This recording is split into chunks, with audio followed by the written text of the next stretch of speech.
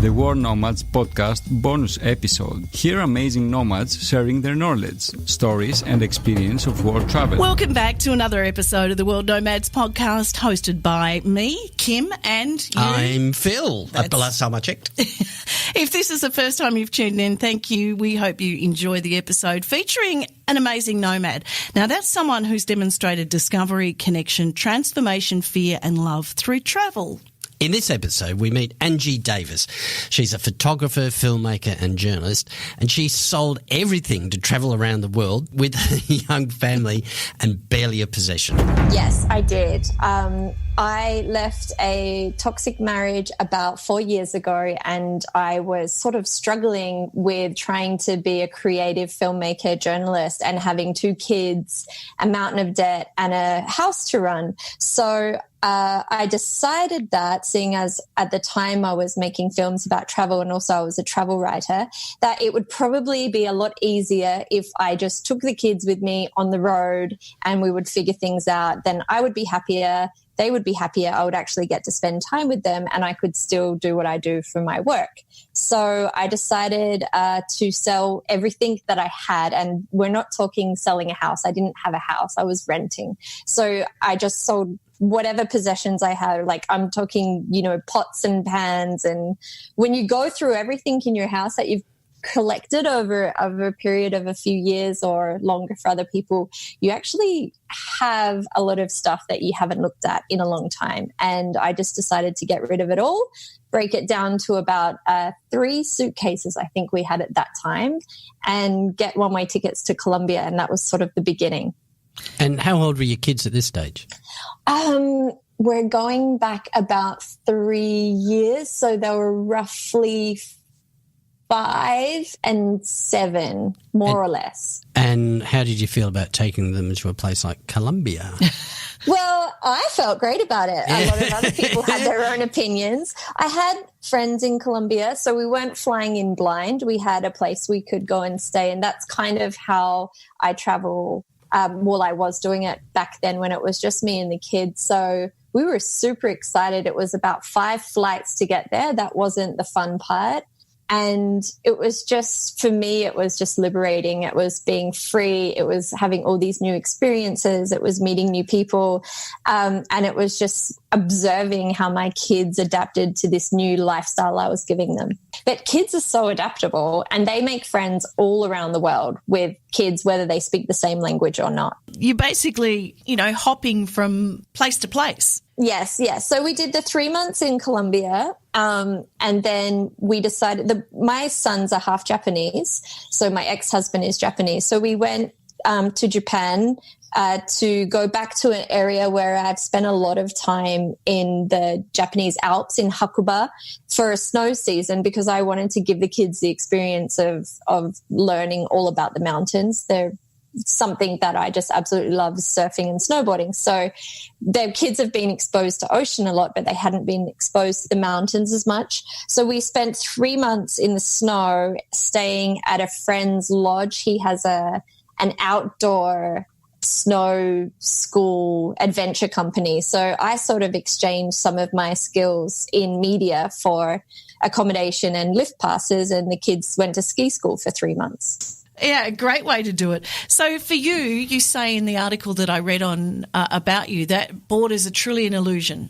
Yes, borders are an illusion. They're real in the sense of you have to get visas and you have to go through immigration, and they're painful processes. I'm actually back in Adelaide right now awaiting for my French visa, and my partners back in France waiting for us. So that's always a problem. But there's differences on either side of the border, particularly, for example, India and Nepal. One side has a lot more poverty than the other.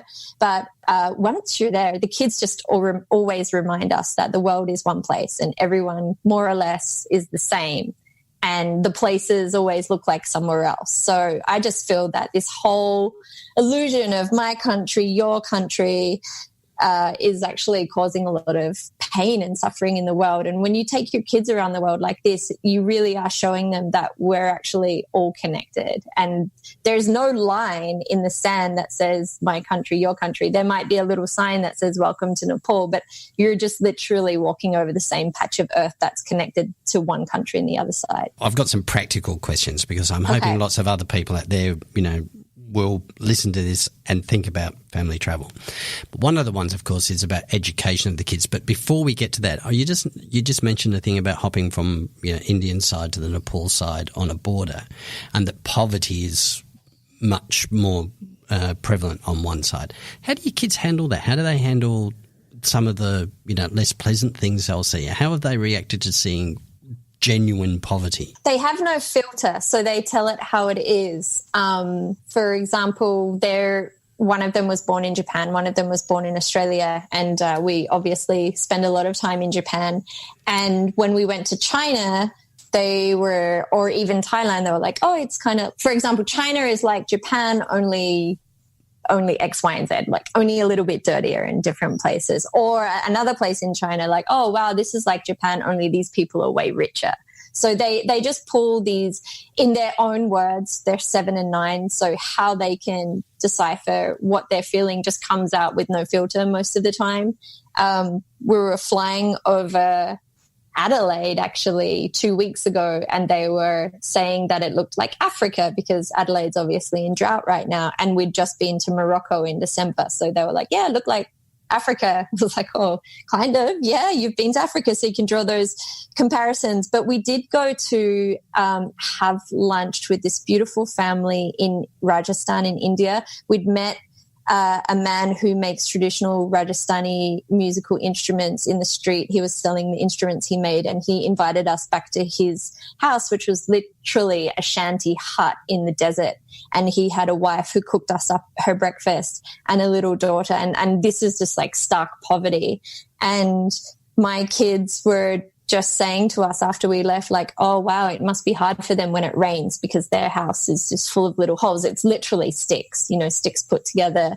And they always want to try and help in whatever way they can. And we've stayed in some pretty dire places, especially right up in the Himalayas. We did a 9-day trek in the Himalayas in Nepal. They don't complain about where we are. I think when we were going on the Indian trains, they were so excited and comparing them to 5-star hotels because they had bunk beds. That's nice.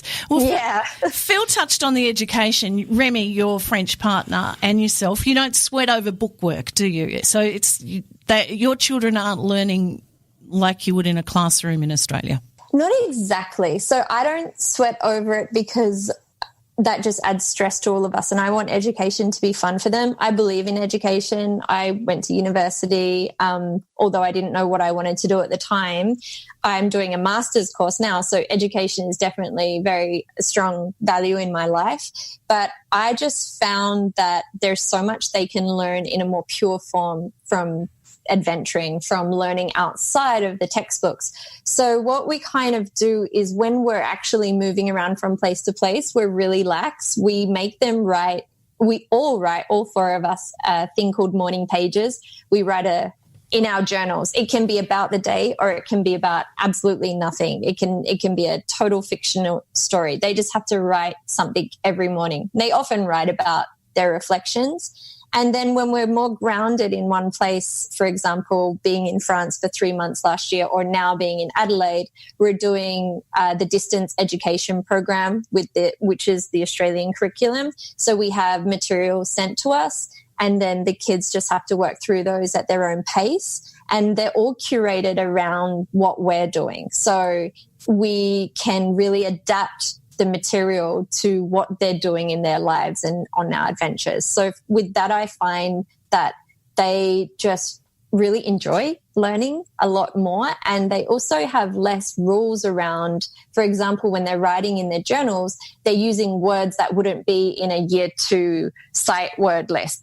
trying to spell these words that they're using in their daily vocabulary, so they're taking more risks. This travel that you do helps fund your lifestyle because you're actually a travel filmmaker. Yeah, sure. So I was the travel editor at Yahoo 7 for a couple of years, and then I left and I went to Peru and I made my first film, Double Barrel, which was all about using travel to raise awareness about different social and environmental issues with a positive side to it, rather than just this sort of doom and gloom. We were looking at a coastal town in northern Peru, Lobitos, that has been overrun by the oil industry for 100 years, and the government had then discovered that surfing was a form of making money to perhaps replace the oil industry, but they had a very sort of shallow view of what tourism looked like for that area, and they were really at risk of being exploited with big hotels, which would of course ruin the town in terms of building straight on the sand and a lot of environmental factors. So we used the film to create an awareness campaign around sustainable tourism. And then that film actually helped the locals and local nonprofits raise the funds to get marine studies. And then this is going back 3 years. So then last year, finally, the 7 surf breaks of Lobitos were all declared protected by national Peruvian law, which was quite historic for South America. So I made that film. And then while I was making that, I was living next door to 2 guys in Lennox Head, Dustin Hollick and Rian Slap. And Dustin had this idea to do a documentary going around Tasmania with no cash, no car, no phone, and only 10 personal items each. He'd had the idea for about 10 years. He'd sort of grown up there, and whilst they were always trying to find surf in Tasmania, they'd ended up doing a whole lap of the state. So we had this idea to make this film series called The Laps, and we went down and we shot the first one, The Lap of Tasmania. So I've just come back from the Santa Barbara International Film Festival, where that film has done really well.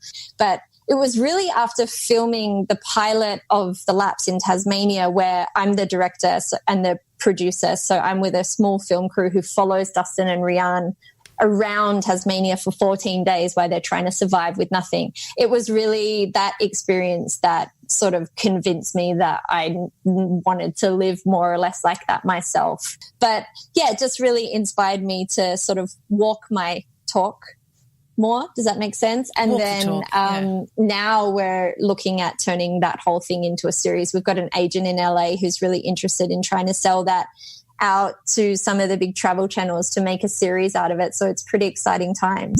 Not a bad story so far, Phil. Yep. We'll pause there on Ange for a few minutes as we meet the boys from The Laps, who once they arrived in Tasmania, put their itinerary on social media, and they were gifted a bike each. They rode around the state with surfboards strapped to their back through wind, rain, snow and ice. No money on them, would not have been easy, and possibly a little risky. There was risky moments, but before doing the journey around Tassie, we went and did a survival course. Had to light fires in wet conditions, and also just the how long you can survive without food. As long as you can track down water. If you can find a plastic bag to wrap it around leaves and it draws out the moisture, just a few little things. So we weren't too worried after doing that. So 2 weeks around Tassie with no cash, and you completely relied on the kindness of strangers and what you'd learnt in this particular course.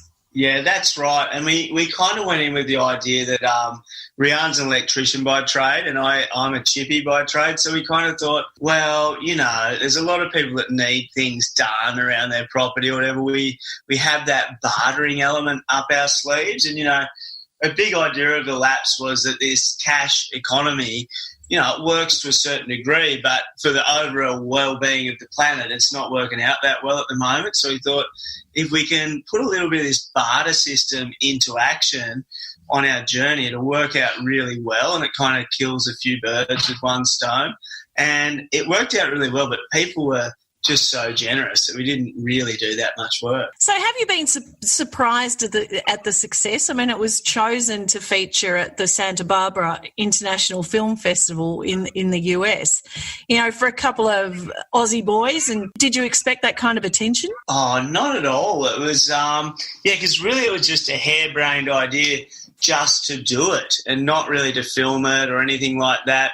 And then when we got talking with Angie more and Rihanna over a few nights, we'd have a couple of beers and kept chatting about it. And it turned into something a bit bigger where we thought we could film it and maybe show it around schools or something and say, hey, look, you don't need $1 gazillion to be happy. It's just so cool that Ange had such a good production crew with her, and Shannon and Tim and Jimmy Greer did such an amazing job of filming and audio recording that it created a really good product. And I guess people have looked at it and gone, oh, this is kind of funny. And they like seeing silly Aussie guys, and it's just grown from there. So we didn't expect it, but it's really awesome. Was there anything that happened that didn't make it to the screen? I mean, there was plenty, but every day the production team shot about 8 hours of footage. That was 12 days. It's a lot of footage, and they chopped it down to it goes for 50 minutes. Yeah. There's a lot of editing and a lot of good quality stuff that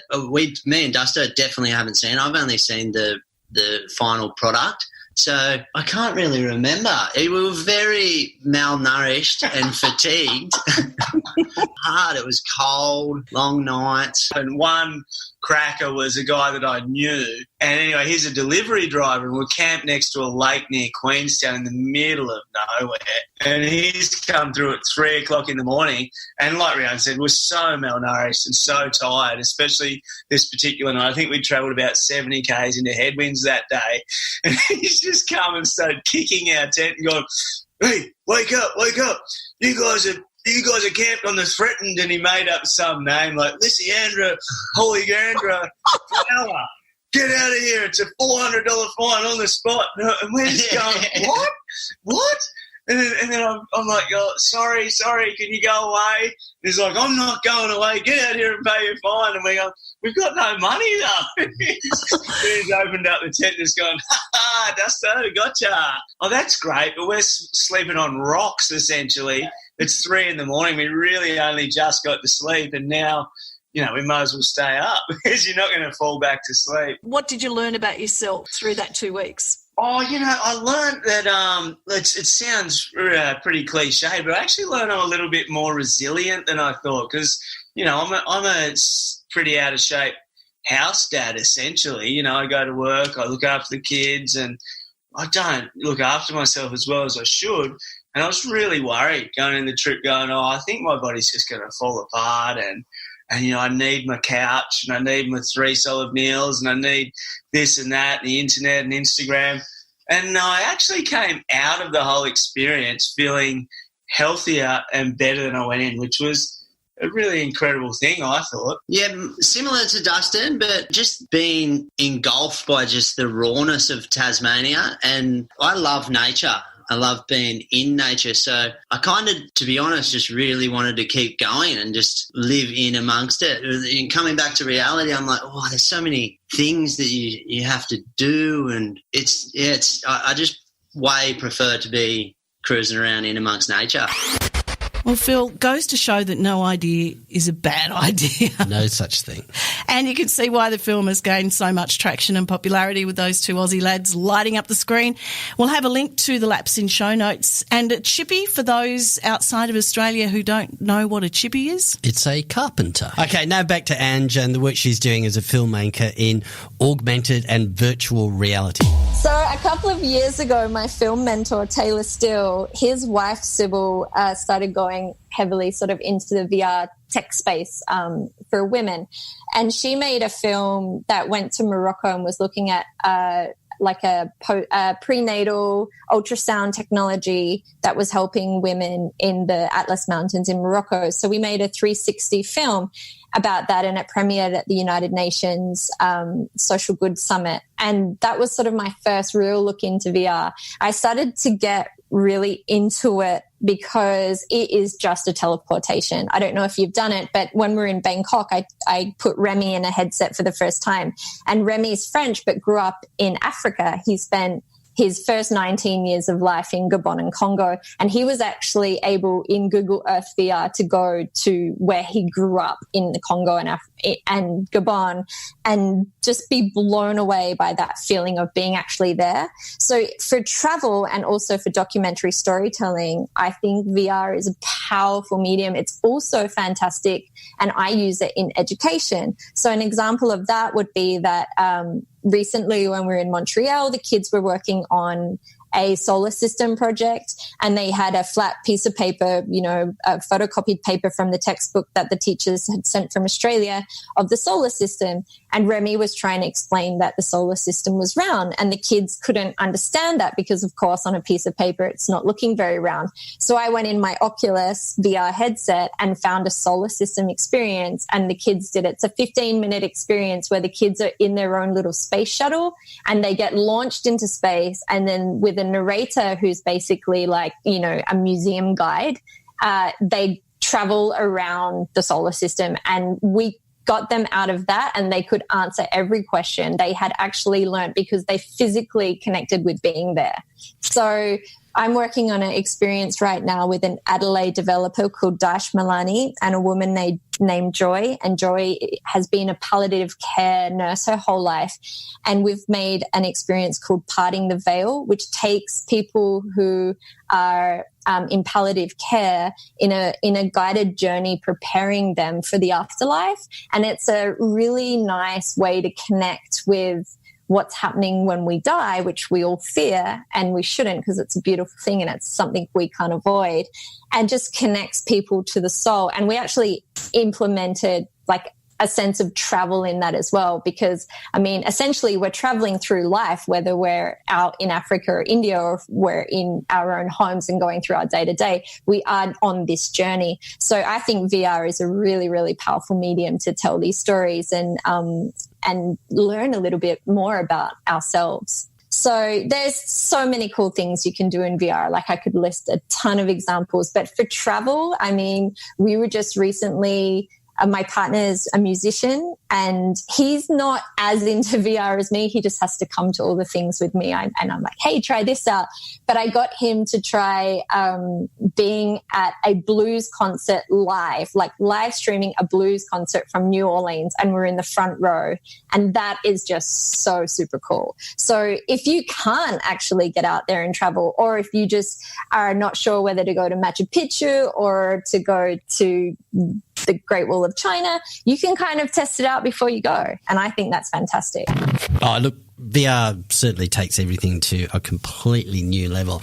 I've had the pleasure of actually looking at some really well-produced VR travel film. Have you seen any of it? I have, briefly, yeah. It was kind of an out-of-body experience. Not an out-of-body. It was weird. Yeah, it does take a little bit of getting used to. And it's also quite funny watching the person wearing the VR set where they're spinning around in the chair and doing stuff. That's it. I think I was in a hot air balloon looking, whoa! Okay.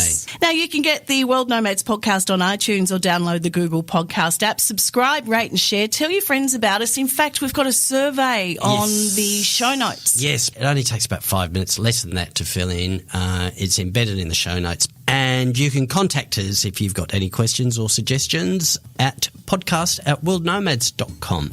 And next week, we're going to Malta. See ya. Amazing nomads. Be inspired.